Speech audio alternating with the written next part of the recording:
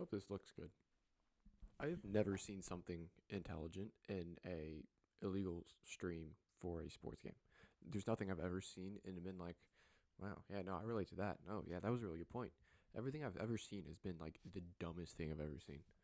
I only say that because I'm watching the Yankee game. So if I look over here, the Yankees are on. Go Yankees. So during this past week, I've made a group of players that I will call the empty stat all stars. So basically, they're the players that I think you should be watching going into next year. The players that I don't think they're going to make the All Star game.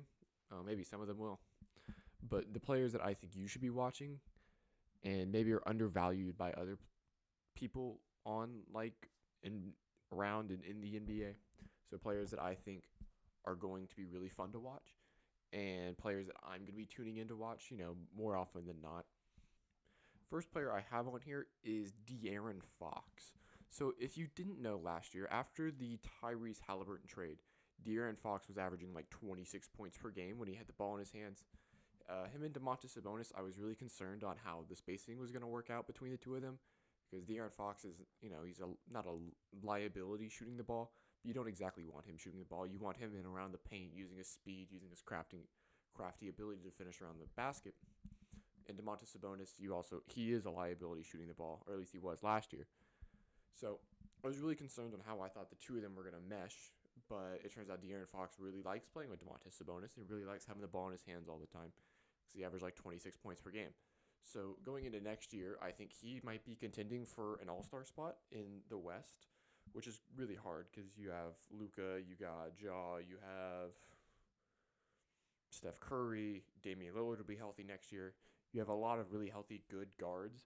So he might be like in the reserves, but I think he might be pushing for an All Star spot, especially if the Kings are good next year. If they are fighting for like the play in or maybe even higher.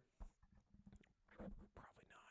They're not. I don't think they're going to be very good. But yeah, if he's able to average like 26 and like 5, I think he's going to be knocking on the door for an all-star spot.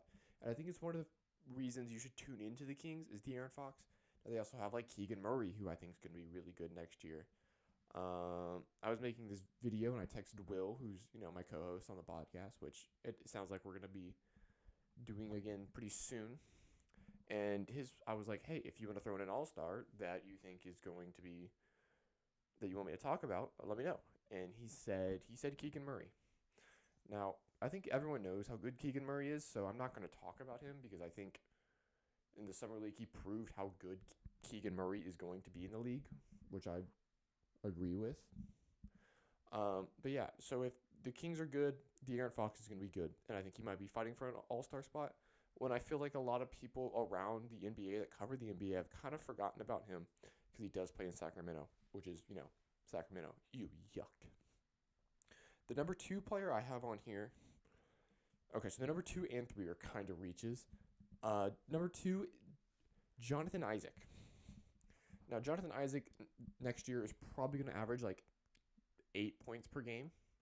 He's going to be coming off the bench because the Magic are a really, really deep team. They have a logjam. They have a lot of players that they want to see if they're good or not. So I even think Jonathan Isaac might be a good trade candidate around the trade deadline. If Franz Wagner's starting to work, if Paulo Banchero is really good, which they're going to be, both those players are really good. I think a lot of good teams are going to be looking for Jonathan Isaac. And if you like hard-nosed, which is good overall defenders, good length, he's able to, block shots. He's able to get steals, the whole stocks. I heard someone say stocks. The guy from NBA Draft Podcast. Anyway, stocks is steals and blocks. Creative. He's going to be good in a lot of those. He's going to be in the passing lanes. He's going to be a hard-nosed defender.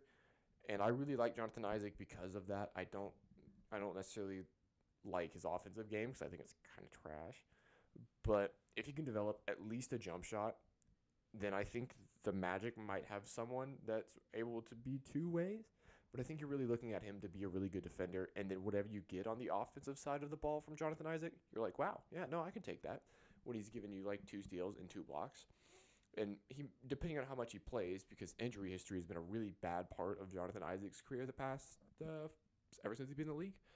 If he can give you 50 to 60 games healthy, and you might want to give him a day off here or there because of the injury history, then you might be looking at an all defensive kind of player, which is kind of, if he makes it all defensive, this video is gonna look really good.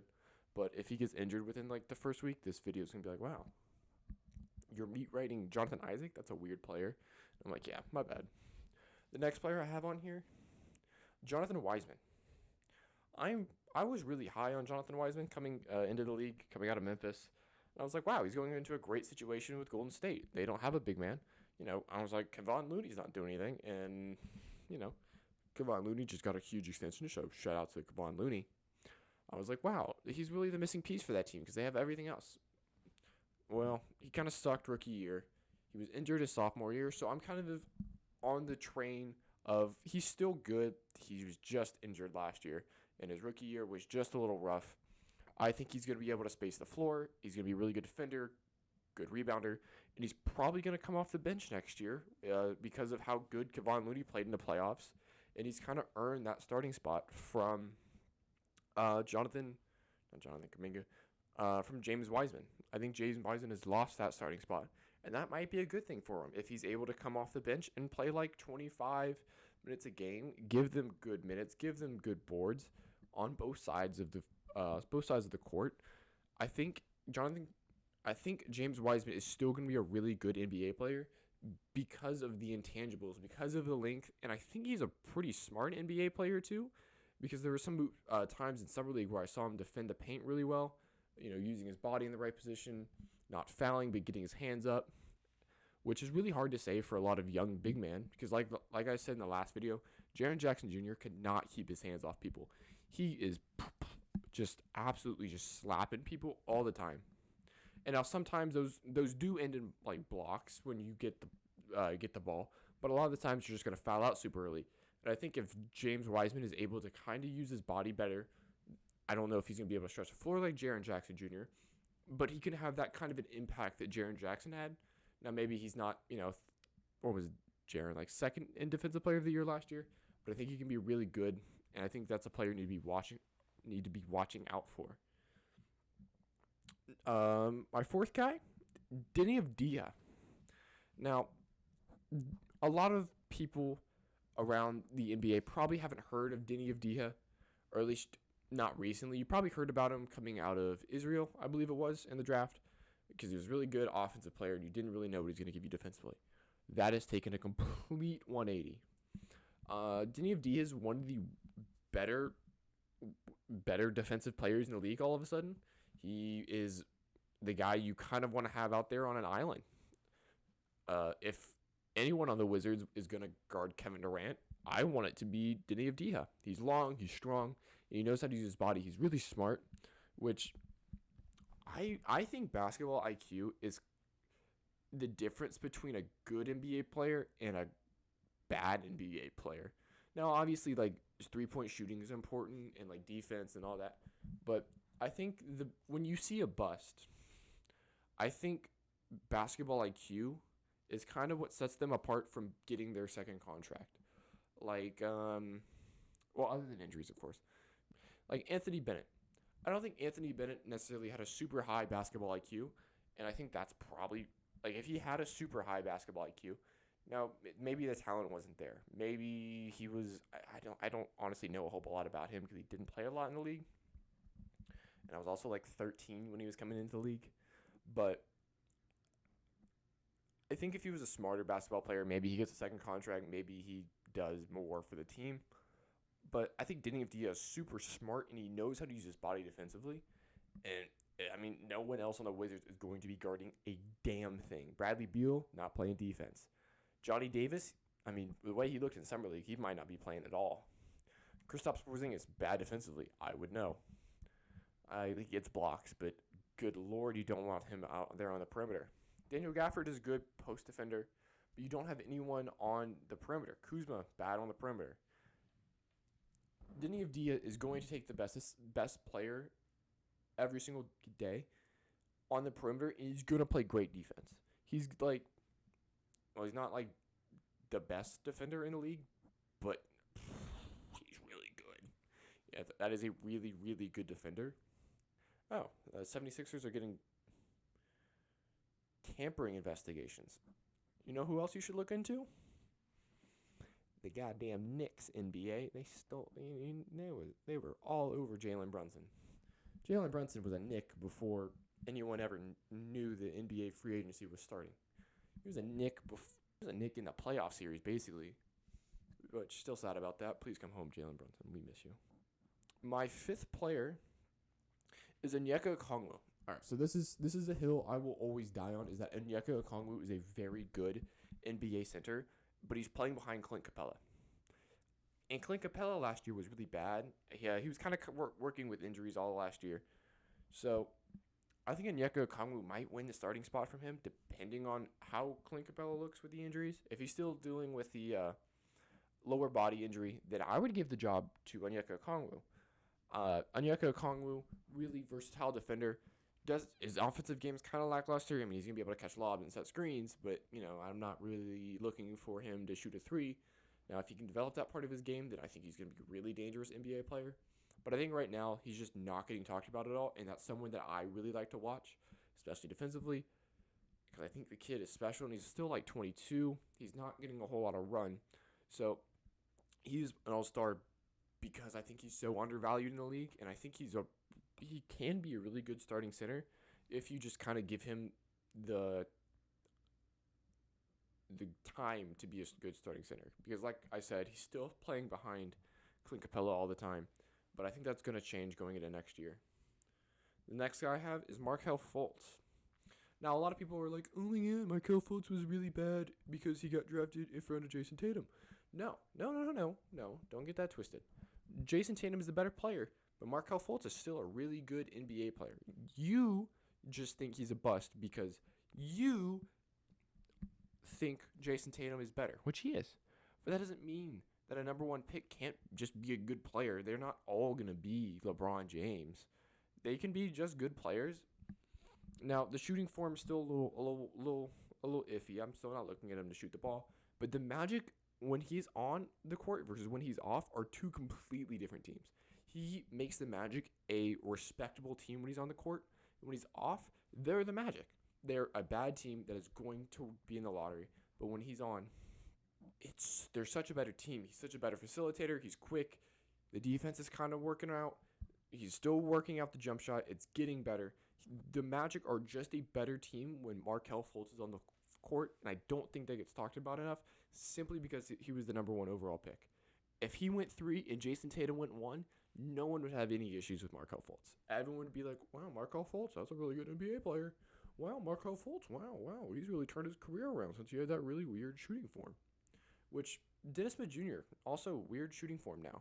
He kind of cups the ball like this. Here, wait. Like if this bird was a ball, he kind of. Oh, I'm gonna set the mic down. He cusps it like it's a trebuchet or a whatever the other thing's called. Not a slingshot. You know the word. Really, really ugly, and it's super slow. I really hope Dennis Smith Jr. gets back in the league though. Shooting form is really bad. You'd be like, wow, he really turned it around from that really ugly shooting form. Wow, he's a really good player. The Magic really got him for nothing, huh? Yes, the Magic did get him for nothing from the Sixers. He's a good player, and you need to be watching him. Jared Vanderbilt, the newest Utah Jazz player, and the only Utah Jazz player if they trade Donovan Mitchell. Jared Vanderbilt last year was one of the high motor guys that you love to have on your team. And if you're on the other team, maybe you're like, wow, I don't like playing against that guy. I don't like him. But he rebounds really well. He defends really well. His offensive game is still kind of a work in progress. He is going to be more of the play around the basket kind of guy, not a whole bunch of jump shots. But I think he does have the ability to take those jump shots. It's more of if they're going in, kind of like the Draymond, where you don't want him to shoot a jump shot, but if you leave him super wide open, like the Mavs did all of that playoff series, he's going to take 1 or 2, and he might make 1 or 2, and you're still not going to respect it. You're just going to be like, oh, he can do that. He's not like 2016 Draymond where he was like firing them hose. But really hard-nosed defender, really, really high energy. He's going to go after loose balls. He's going to push. He's going to shove. He's going to get rebounds. Really, really good player that you should be watching. Like, he's a league pass player because it's the Jazz, and the Jazz are going to suck. And whatever they get for Donovan Mitchell is going to be better than anything they have now. The last three guys are very high-profile guys that I just kind of want to talk about because I really like them. Cade Cunningham. Cade Cunningham next year will be an all-star, if not an all-NBA player. Cade Cunningham is him. Himothy. Himmy-Johns. Hippopotamus. Yeah. Cade Cunningham is like 6'6", defends, shoots, rebounds, assists. There's nothing he can't do. And now last year he was having injury trouble. He was kind of off and on, but he was like third in Rookie of the Year voting with only playing like about a half. I think he only played about half the season. Half the season and third in Rookie of the Year voting. Really good, especially when Scotty Barnes and Evan Mobley were 1 and 2. He is going to be an all-star next year, and he will end up being the fourth best point guard in the East next year, behind Kyrie if Kyrie plays, whatever the hell is going on over there, with Trae Young, with Darius Garland, and then it's going to be Cade Cunningham. He's going to be better than LaMelo. He's going to be better than Drew Holiday, if you count Drew Holiday as a point guard. He's going to be better than a lot of high value point guards in the East. He's going to be better than DeJounte. He is a really good player that I think is undervalued because he plays in Detroit, but was the first overall pick. So I understand if you're like, wow, yeah, no, I knew Cade Cunningham was really good. I think Cade Cunningham is better than you think Cade Cunningham is, and that's why he's my all-star. Not your all-star. My all-star. He's Cade Cunningham. He is him. Next guy I have, also a player that you know is really good, Evan Mobley. I think Evan Mobley will make an all-NBA team next year because of how versatile he is defensively, and I saw him in those open court runs. The dude is going to be able to shoot the ball next year. Now, last year he was kind of respectable, like, yeah, okay. Like, we don't want him to shoot it, but if he shoots it, it's not the end of the world kind of vibe from Evan Mobley. He is going to make an all-defensive team next year. He's going to make an all-NBA and all-defensive team. Mark my words. Evan Mobley is the future of this league. There are very few players in the league I would trade Evan Mobley for. Giannis and Luka. Anyone else calls about Evan Mobley, I am hanging up the phone. No one else. You offer me Jokic, I'm keeping Evan Mobley. Now, I think Jokic is, he might three-peat as the MVP, and I hate the talk of he didn't deserve the last two. Jokic is really good. I'm keeping Evan Mobley because of how versatile he is and how good of a defender he is. And he's probably my fifth. Jokic is probably my fifth highest trade value piece, behind Luka, Giannis, Cade, and Mobley. I'm not counting any of the rookies because we don't know what they are yet. But those five players, I'm not trading anything for, and I'm not trading them for anyone except like Luka and Giannis. So, Evan Mobley, super versatile. You put him on the perimeter. He clamps up Trae Young. He clamps up. Yeah, he might clamp up Cade Cunningham after I just gassed up Cade Cunningham, but he might clamp him up. He's going to be great in the post. He's super long, super smart. Like what I was saying about James Wiseman earlier, Evan Mobley is that, but better. He is just going to be a better James Wiseman if I'm right about what I think James Wiseman can be and will be next year. So another guy that I asked, a fellow friend of mine, Nathaniel Trink, I'll put his Twitter right here, if I remember. I think I will. I'll be editing the video tonight. And I asked him who he thinks the most undervalued and his all-star is going to be, and he said Josh Primo. Now, my girlfriend, favorite player in the league right now is Josh Primo. So this is going to sound super fake, but I promise you, it's not me.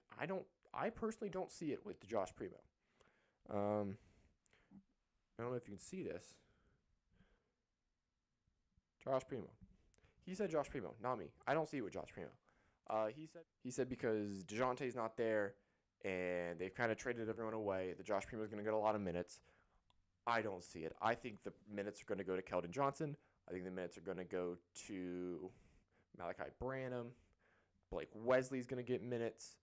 And Keldon Johnson. Devin Vassell. There it is, Devin Vassell. Thank you, Siri, for reading out my Spurs roster.